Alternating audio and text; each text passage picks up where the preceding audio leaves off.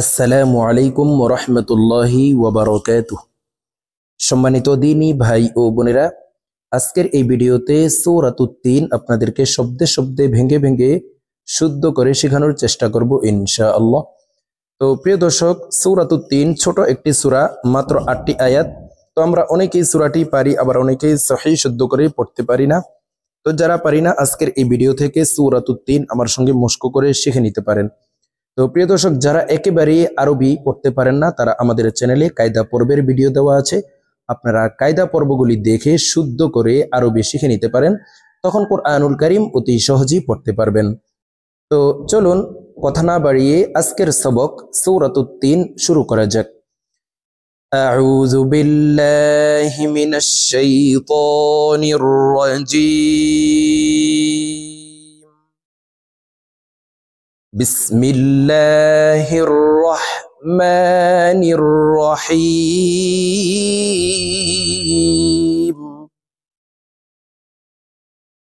ওয়াত-তিনি ওয়াজ-যাইতুন।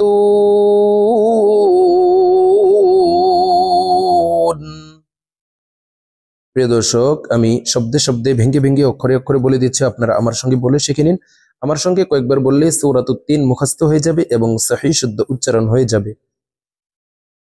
ওয়াত-তিনি ওয়াত-তিনি।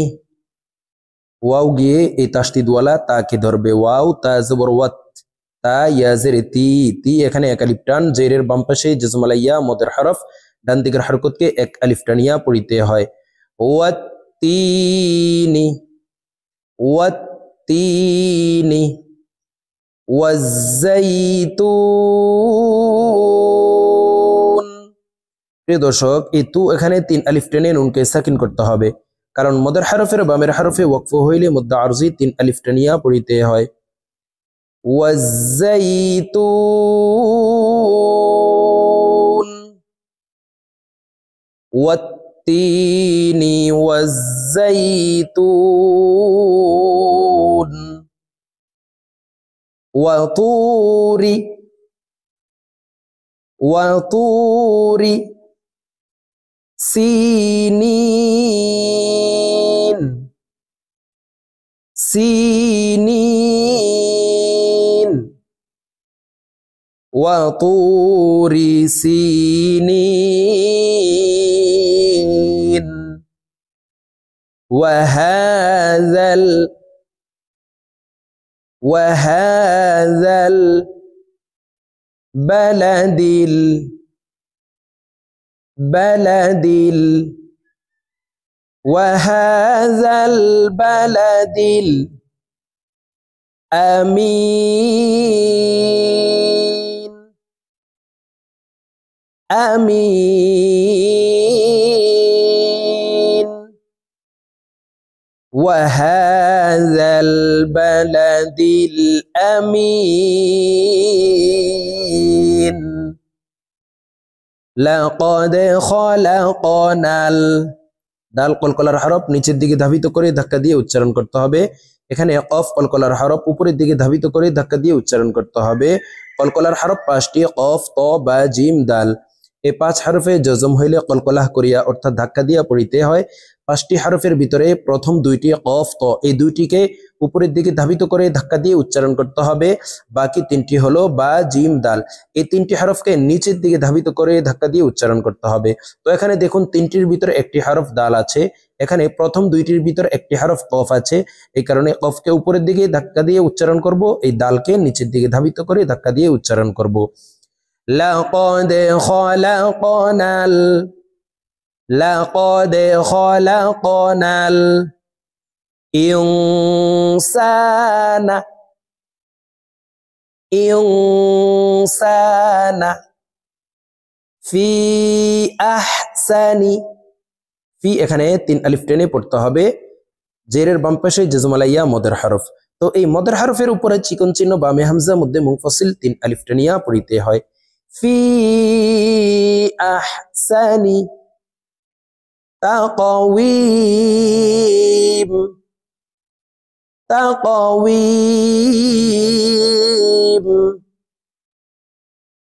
لقد خلقنا الإنسان في أحسن تقويم ثم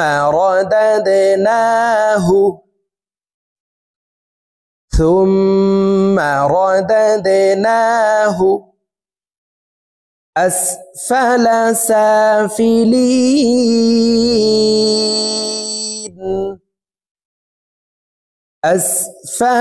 سافلين ثم رددناه أسفل سافلين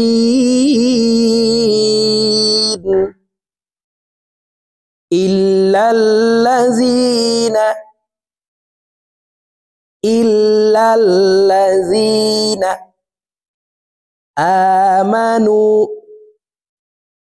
آمنوا إلا الذين آمنوا وعملوا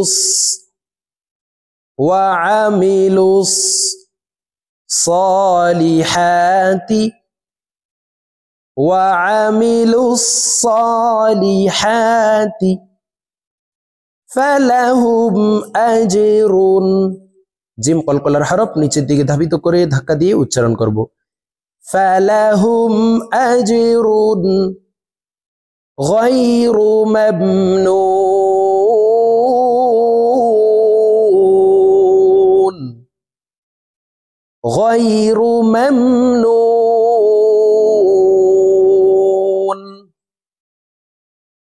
فلهم أجر غير ممنون إلا الذين آمنوا وعملوا الصالحات فلهم أجر غير ممنون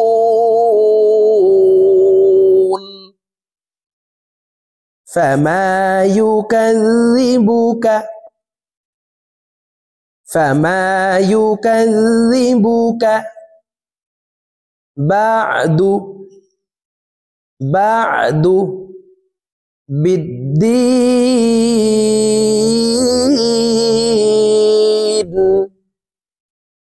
بعد بالدين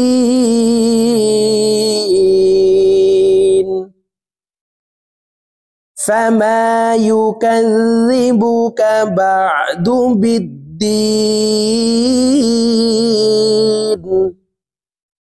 أليس الله بأحكم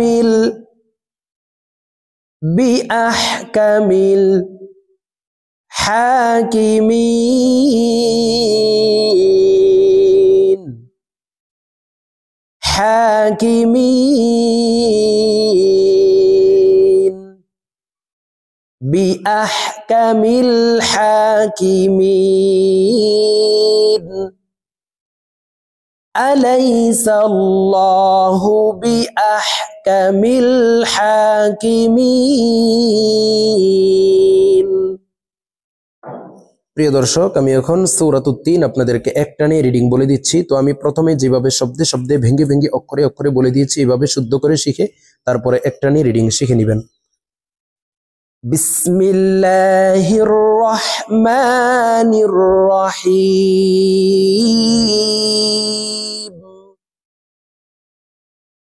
والتين والزيتون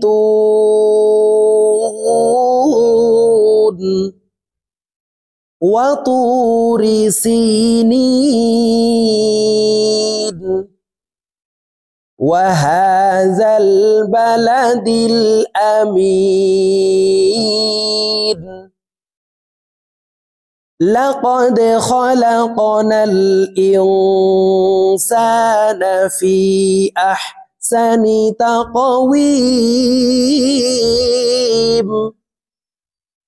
ثم رددناه أسفل فلسافلين إلا الذين آمنوا وعملوا الصالحات فلهم أجر غير ممنون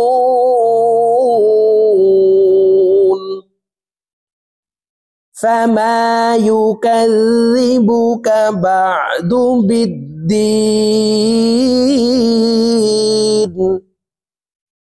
أليس الله بأحكم الحاكمين صدق الله العظيم.